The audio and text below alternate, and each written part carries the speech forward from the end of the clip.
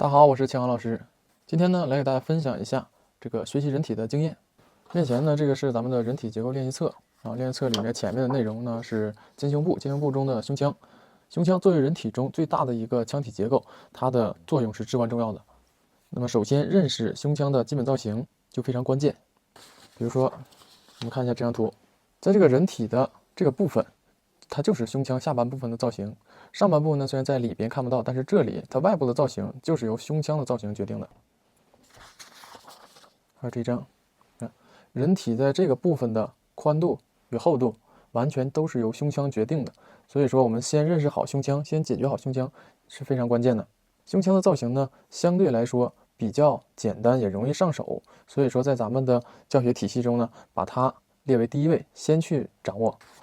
整个人体的宽度和人体的厚度涉及到侧面的时候，就会涉及到这个厚度，它都是由胸腔决定的。包括这个部分也是，不论从哪个角度看，这个部分呢都可以先把它按照胸腔来去画，再逐渐的补充完其他的结构。所以说胸腔还是非常关键的。我们先确定好胸腔，然后再依次去画好其他结构，这个人体的结构就非常有逻辑性的搭建出来。这些人体结构的插图呢，是咱们第2册练习册的内容，目前还正在做。那么现在大家看到这个呢，是已经做出来的第1册的内容。然后第1册的内容呢，是和这本书相配套的，书里边的内容讲得更加详细、更加充分。我们可以结合着这本书去使用这个练习册。练习册在使用的时候，我们可以开发它更多的功能。比如说我们在书中看到的一些知识点，就可以呢记录在相应的这个图的旁边，并且呢把它描出来。咱们练习册可以直接在上面去描，因为呢这个印的比较浅，虽然说比较浅的，但是它清晰度也比较高。如果说我们不想去描，想去临摹呢，也是可以的。我们可以从另外的纸上，比如说我们画一下这个胸腔我们可以呢用笔尖在这个上面大概的绕着走2圈，感受一下它大致的形状是什么样。笔尖呢可以不触碰纸，在空气中划。好，我们大概确定了一个上窄下宽的一个卵圆形。这个形状呢一开始并不够准确，这个没有关系。我们再把这边的边缘形它的轮廓概括一下，然后再看一下是另一侧的，再来概括一下。然后2个下端点连线是倾斜的，然后再来看一下上端的这个小圆形大概有多大，它是比较扁这边大概是它的前面，然后它的胸骨的一个朝向倾斜的，感受一下这个斜度，然后我们大概的把它斜度交代出来。在整个胸腔大概中间的这个位置是它胸骨下端结束的地方。下面还有一个剑突，往里面有点往里面走，然后从胸骨下端开始呢是胸廓下边的这个开口，这个开口呢就比较大，一定要扩开。还有就是在胸腔下端点这里，胸腔下边特别容易画给它抠进去，这种是错误的，要有一种扩开的这种感觉。我们就得到了一个大致的胸腔的形状了。这个是临摹，你看我照着这个也是可以临摹出来的，印的浅，但是呢清晰度还是比较高。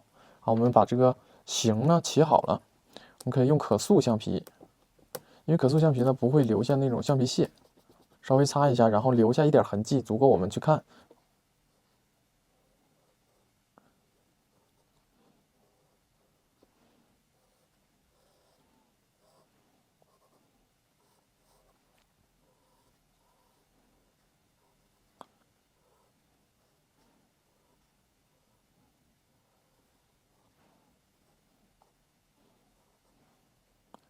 这里是肋软骨概括出来的形状，它也构成了胸腔的正面。这个呢就是临摹，它依然很好用。那么如果说是初学人体，我们对这个画呢还不是很熟练的时候，我们就可以直接在这个本子上去描，这样的话会更轻松一点，你不会面临形不准的困难，直接在这个浅浅的印上面去照着描出来就好了。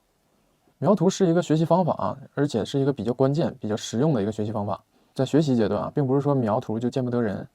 当年我在学国画的时候呢，画工笔，线稿呢全都是描的，就是你大量的去描了之后呢，你就会有一个，对于准确好看的形有一个认识，有一个熟悉度。你在去在空白的纸上去画的时候，你也有这个形感，哎，这个很关键，这个形感很关键。在未经过锻炼的人，形感是缺失的。为什么有的人怎么画形也画不准呢？也不知道如何去把它画准，就是缺乏这种形感，对于形的一种感受和认识。